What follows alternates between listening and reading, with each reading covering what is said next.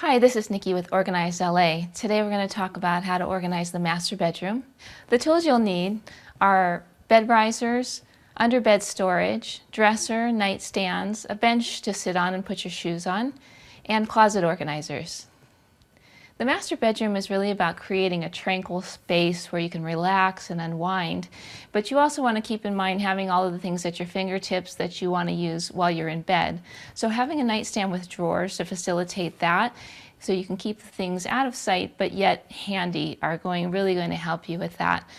And the other things that you'll need to keep in mind is get things out of the master bedroom so that you can create a tranquil space that doesn't have a lot of clutter. And the ways to do that is by organizing your closet. So that way that you can have a more organized closet, more of the stuff that you have is going to be in the closet rather than piled up in your bedroom.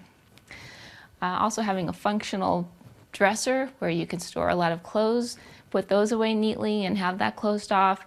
Under-bed storage is fantastic, gets that out of the way.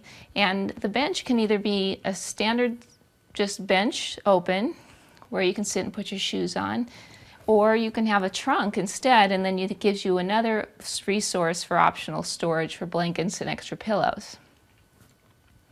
Another thing I like to have next to the bed is a basket, so I have some of my reading material and magazines, lotions, tissues, other things that I want to be able to access readily within the bedroom. You also want to create the right amount of lighting and color so that you have a tranquil environment and reading lights next to the bed, and just a place where you can really unwind at the end of the day. This is Nikki Simon with Organize LA on how to organize your master bedroom.